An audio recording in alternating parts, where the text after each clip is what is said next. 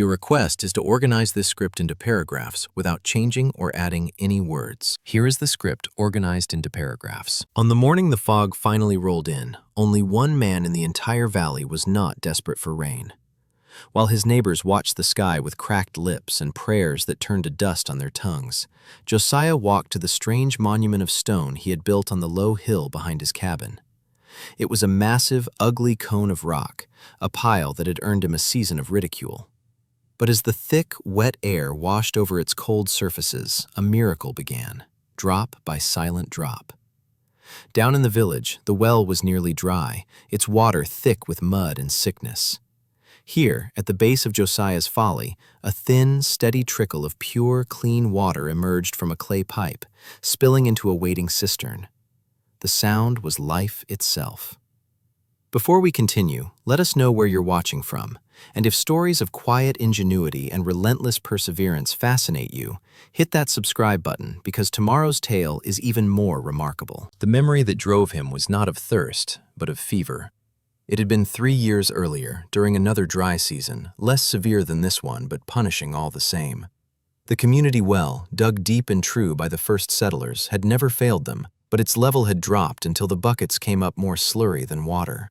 The creek shrank to a string of stagnant pools, green with scum, buzzing with flies. It was this water, boiled but still tainted, that they had all been forced to drink. And it was this water that had stolen his daughter, little 7-year-old Anna. He remembered her lying on the small cot, her forehead a furnace against his palm. Her thirst was a fire that nothing could quench.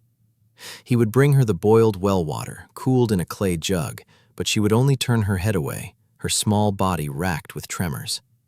He saw the same sickness moving through the settlement, laying low the children and the elderly first.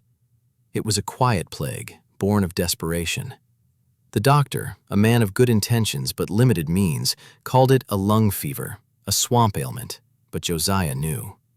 He knew the cause was in the dregs of the well, in the foulness they were all forced to consume to survive. Anna had faded like a summer flower in a frost. Her last word had been water, a faint whisper that tore through him more violently than any scream. After the small grave was dug on the hillside, after the neighbors had offered their hollow condolences and returned to their own struggles, Josiah stood alone by the well. He stared down into its dark, circular mouth, not with grief, but with a cold, clear rage. They called these dry spells an act of God, a trial to be endured. They spoke of fate and hardship as if they were immutable laws of nature. He saw something different. He saw a failure of design. The problem was not the lack of rain. Rain was always unreliable. The problem was their complete and total dependence on a single source that was vulnerable to the whims of the sky. The well was a magnificent piece of labor, a testament to their ancestors' strength, but it was a single point of failure. When it faltered, everything faltered. The community accepted this as a fact of life. They would pray for rain, they would ration, they would sicken, and some would die.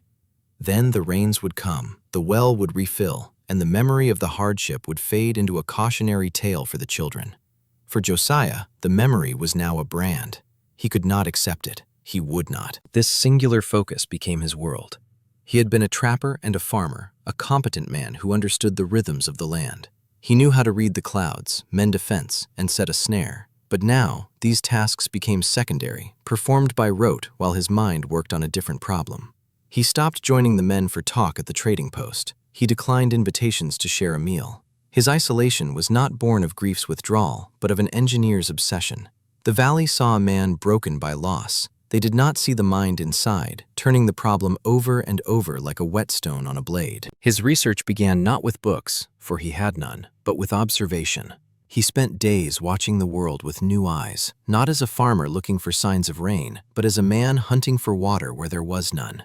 He saw how the morning dew collected thickest on the large, flat stones in his field. He noticed how the underside of broad leaves would be slick with moisture long after the sun had baked the topsoil dry. He watched the fog, the thick, periodic fog that rolled in from the coast, and saw it not as an impediment to travel, but as a river flowing through the air, a river of unclaimed water. His neighbors watched him in turn, with a mixture of pity and concern. They saw him on his hands and knees, examining rocks. They saw him sitting for hours on the hillside, simply staring into the mist. "Grief has unmoored him," one said to another over a fence post. He seeks his daughter's spirit in the stones. The words reached him, but they were like wind. They did not touch the core of his purpose. He was not looking for spirits. He was looking for a mechanism. His inquiry soon took him beyond his own land. He packed a mule with dried meat and a bedroll and told no one his destination. He traveled to other settlements, some larger, some smaller, nestled in different valleys and perched on different hillsides. In each one, he asked about their water. He examined their wells, their cisterns, their methods of collection. The story was everywhere the same. They relied on a well or a spring, and in times of drought, they suffered. The problem was universal. This confirmation did not discourage him, it hardened his resolve. If everyone had the same problem, it was because they were all using the same flawed solution. He journeyed to a small mining outpost carved into the base of a mountain. There, he observed the constant dampness at the mouth of the mine shaft. Water wept from the rock walls, even on the hottest days. He asked the miners about it. An old man with dust in his eyebrows explained it simply. "The rock deep in the mountain is always cold," he said, spitting tobacco juice. "The warm air from outside hits it, and the wetness just falls right out of it. Makes the timbers rot." The words were a spark in the tinder of Josiah's mind. Cold surfaces, warm, moist air, condensation. His travels then led him to a coastal town where fishermen dried their catch on long wooden racks. He saw the sea fog, so thick you could barely see your hand in front of your face. It was the same fog that sometimes reached his own valley, but here it was a constant companion. He watched it cling to every surface, leaving everything slick and dripping. The water was in the air itself, a vast, untapped reservoir. The fishermen cursed it for making the ropes damp and the wood slick. Josiah saw it as a promise. The final piece of the puzzle came from an unlikely source. In a dusty, sun-baked settlement far from the coast, he met an old stonemason who had spent his life building retaining walls and foundations. Josiah, seeking any knowledge he could find, asked him about building with loose rock. "You want to build a wall that breathes," the old man said, his hands tracing patterns in the dirt. "Not a wall that holds. There's a way to stack them, see? You don't use mortar, you use weight and angle. You want the air to move through it, to keep it dry and stop the frost from heaving it apart." He showed Josiah the technique, a way of interlocking irregular stones to create a structure that was both stable and porous, full of countless surfaces and air gaps. Josiah listened, his mind racing. He wasn't trying to build a wall that stayed dry. He was trying to build one that got wet. The stonemason's technique was the key. He could build a massive pile of stones, a mound that would stay cold deep inside. He could stack them so the fog, the moist air, could flow through the entire structure, not just over its outer surface. Maximum surface area, maximum airflow, maximum condensation. The principles of the cold mine shaft and the porous wall came together. This was the eureka moment. It was not a shout of discovery, but a quiet, profound click of understanding, like a lock tumbler falling into place. He returned to his valley a different man. The vague obsession had crystallized into a concrete plan. His first stop was the trading post. The proprietor, a man named Fletcher, watched with curiosity as Josiah laid out his purchases. Not traps or seeds or flour, but shovels, a heavy-duty wheelbarrow, and every scrap of clay piping Fletcher had in stock. "Building a new root cellar, Josiah?" Fletcher asked, trying to make conversation. Josiah simply nodded, not wanting to explain the impossible idea that now consumed him. "A deep one," was all he said. The purchase cleared out most of his savings, but it was an investment he had to make. He chose the spot with care. It was a low hill just behind his cabin, exposed to the prevailing winds that carried the fog but shielded from the harshest afternoon sun. He spent the first week clearing the ground, digging a shallow, circular trench nearly 30 feet in diameter. Then, he began to dig the central collection chamber, a pit in the very middle of the circle, about 6 feet deep and 4 feet wide. This was the heart of the machine. The labor was brutal. The summer ground was hard-pan clay and rock. He worked from sunup to sundown, his hands blistering, his back aching. The one concession to his old life was his mule, which he used to drag larger rocks from the hole. The young apprentice, Samuel, appeared on the third day of digging. The boy was an orphan who did odd jobs around the settlement. He watched from a distance for a long time before finally approaching. "Could you use some help, Mr. Josiah?" he asked, his voice hesitant. Josiah looked at the boy's thin arms and earnest face. He was about to refuse, to keep his strange project to himself, but he saw a flicker of his own loneliness in the boy's eyes. He nodded. The work is hard, and the pay is what I can spare. Samuel just smiled, picked up a spare shovel, and jumped into the pit. He never asked what they were building. He just worked. With Samuel's help, the central chamber was completed and lined with flat stones, mortared with a thick clay mixture to make it watertight. Then came the most crucial part, the channel. Josiah used the clay pipes from the trading post to construct a narrow, covered trench leading from the bottom of the central chamber, sloping gently downhill to a spot 50 yards away where he planned to build the cistern. This pipe was the artery that would carry the harvested water. He buried it deep, insulating it with sand and earth to keep the water cool and prevent evaporation. Now the true construction began, the pile. He and Samuel started hauling stones. They cleared them from Josiah's fields. They hauled them from the creek bed. They levered them out of the surrounding hillsides. Every day, the wheelbarrow groaned under the load. They sorted the rocks by size. The largest, heaviest boulders would form the base, creating a solid foundation. The smaller, fist-sized rocks would make up the bulk of the pile, the porous lung of the structure. Josiah followed the old stonemason's advice with painstaking precision. He laid the stones without mortar, carefully interlocking them. He created channels and voids within the pile, ensuring that air could penetrate deep into the core. He worked with a focused intensity that bordered on religious fervor. It was not just a pile of rocks, it was a carefully engineered system. Every stone had a purpose. Every gap was intentional. The outer surface was a chaotic jumble, but the internal structure was a complex, three-dimensional lattice. It was this strange, methodical labor that drew the attention of the community. At first, it was curiosity. Then, as the pile grew into a monstrous cone of gray rock, it became a source of amusement and concern. Marcus, the unofficial head of the settlement, was the first to confront him directly. He rode his horse up the hill and looked down at the sprawling construction site. "Josiah," he said, his voice laced with a strained patience. "What is this? The whole valley is talking. They're calling it Josiah's Folly." Josiah didn't stop his work. He fit a weathered piece of granite into place before looking up. "It's a project," he said, his voice flat. "A project for what? Are you building a fortress? A tomb?" Marcus gestured at the massive pile. "You've moved half the rock in this county. You're wasting your summer. There are fences to mend, fields to plow."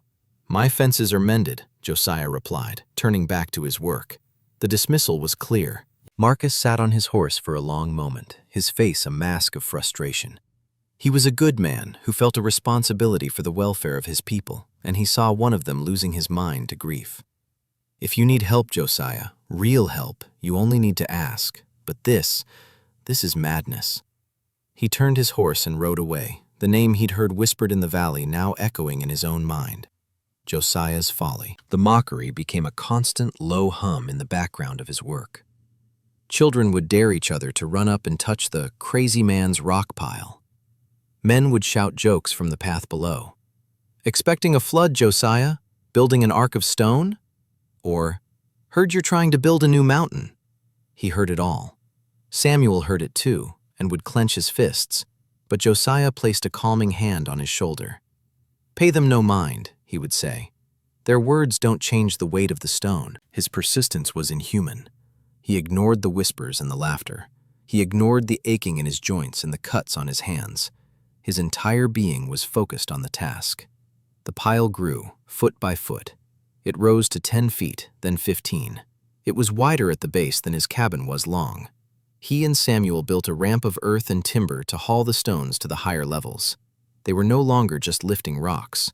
They were architects of a strange, new geography on his land. The hidden genius of the design was invisible to the casual observer.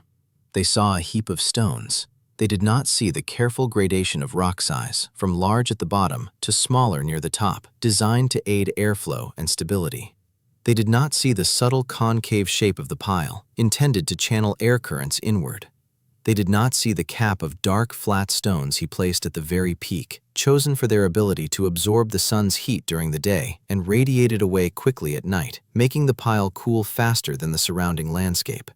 They did not understand the physics of thermal mass and dew point.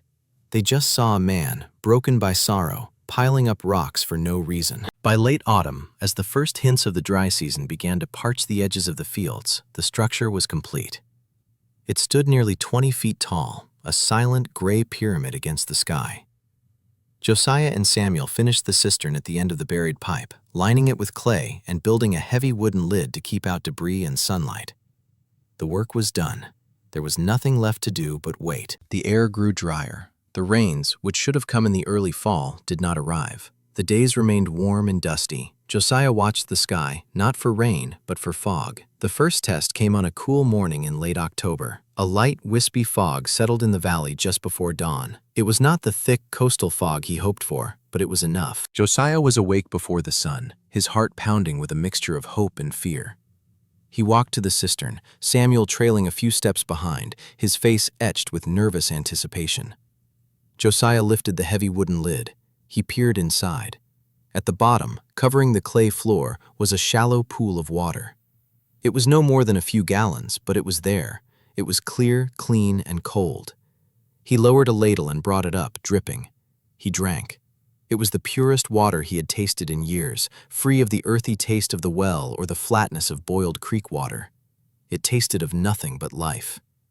He passed the ladle to Samuel. The boy drank deeply, his eyes wide with wonder. "It worked," Samuel whispered, his voice filled with awe. Josiah simply nodded, a slow, deep satisfaction settling in his chest. It worked.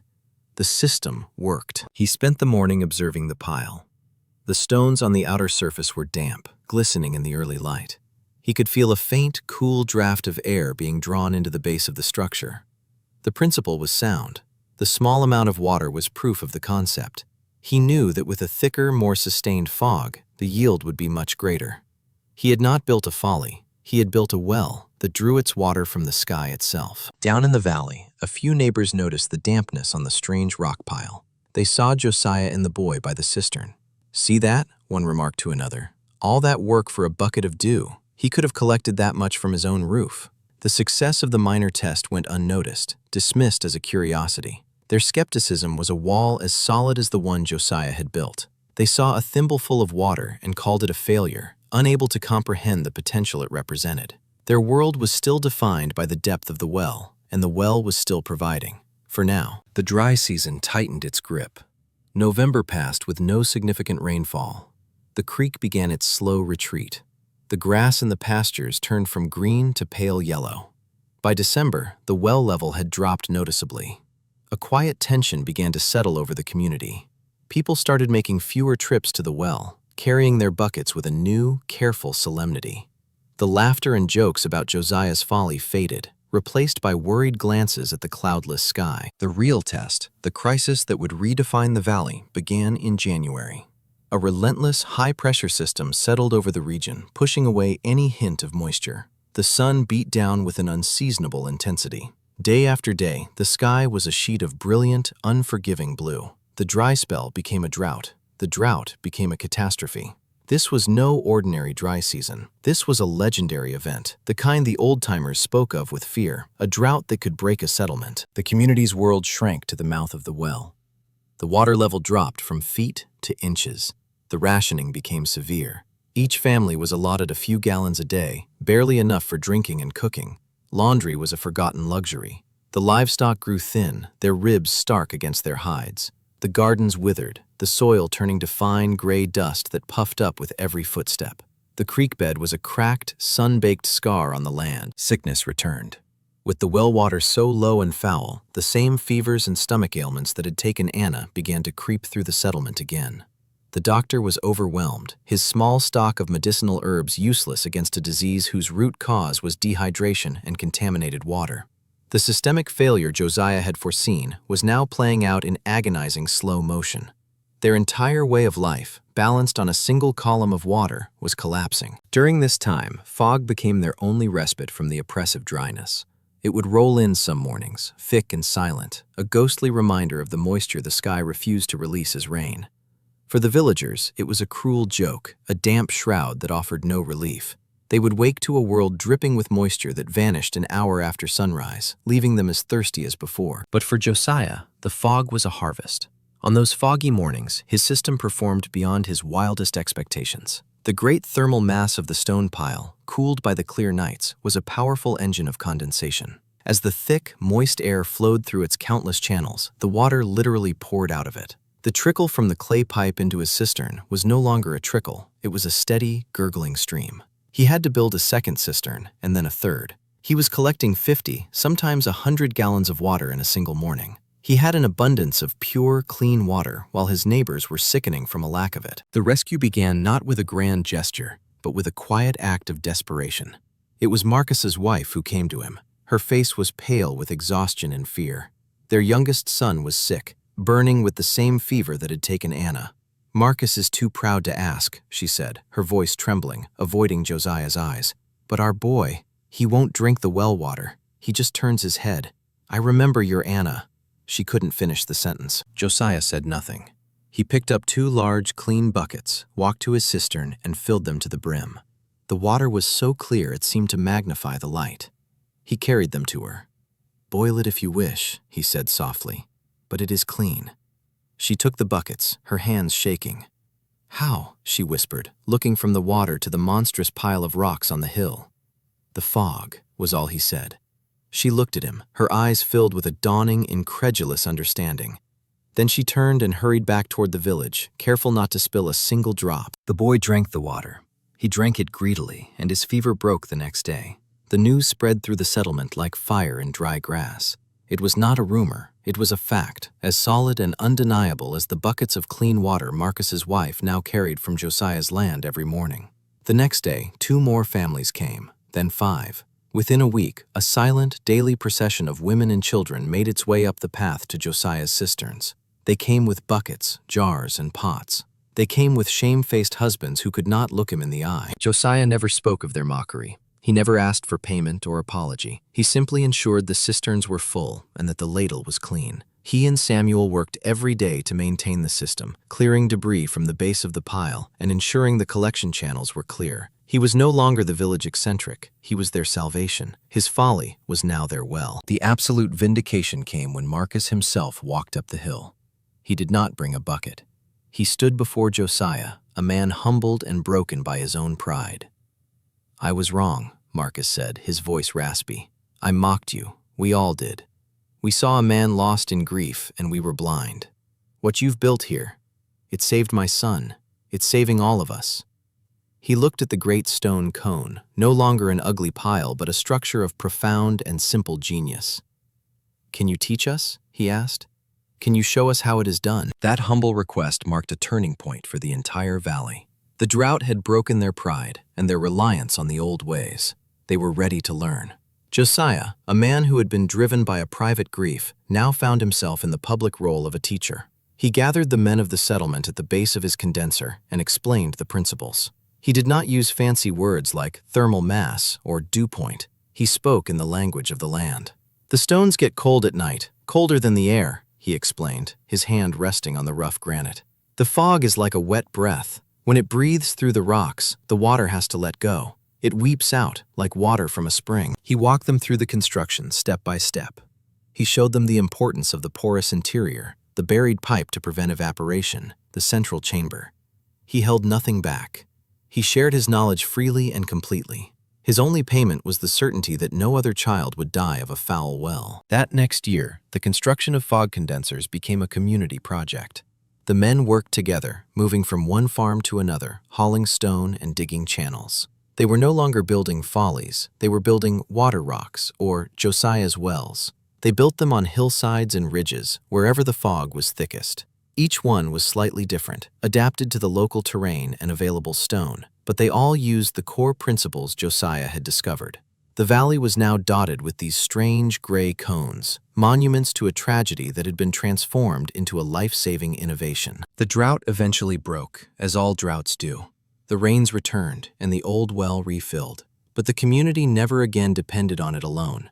The condensers became their primary source of drinking water, prized for its purity. The well water was now used for livestock and washing. They had diversified their survival, building resilience into the very fabric of their community. The idea had taken root and become part of their common sense. About 5 years after the Great Drought, a traveling surveyor passed through the valley. He was mapping the territory for a new government guidebook for settlers moving west. He saw the strange stone piles on every farmstead and inquired about their purpose. Marcus, now a fervent advocate for the design, explained their function in detail. The surveyor was astonished by the simple ingenuity of the idea. He spent a week sketching the designs, making detailed notes on the construction and principles. "Who invented this?" he asked Marcus. Marcus looked up toward Josiah's land. Josiah was out in his field, a quiet man who had long since retreated from the center of the community's attention. "It was something we worked out," Marcus said, a hint of old pride and new humility in his voice. "A valley method." The surveyor wrote that down in his notes. The valley method for water collection. He took the plans with him, and they were eventually published in his guidebook, a small entry among chapters on cabin building and crop selection. The innovation spread, carried by that book and by word of mouth. Settlers in other arid regions, in coastal areas, in any place with a reliable source of fog, began to build their own versions. The idea became detached from its origin. It was given different names in different places. In one territory, they were called dew mounds. In another, sky wells.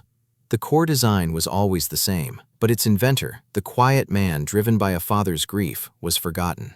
His name was never attached to it. The idea had become anonymous, a piece of folk engineering, a technique that simply was. Decades passed. The valley prospered. Josiah lived a long and quiet life. He never married again. He raised Samuel as his own son, and Samuel eventually took over the farm. Josiah grew old, a gentle man known for his quiet ways and his skill with stonework. The younger generation knew him only as a kindly old man. They drank the pure water from the condensers every day of their lives, never knowing that the very possibility of their existence was owed to the silent, gray-haired man who sat on his porch and watched the fog roll in. When Josiah died, his passing was peaceful. Samuel buried him on the hillside, next to the small, weathered stone that marked Anna's grave. The headstone they carved for him was simple. It read, "Josiah, farmer, father." There was no mention of his invention, no testament to the countless lives he had saved, not just in his own valley, but in lands he had never seen. His legacy was not written in stone, but in water.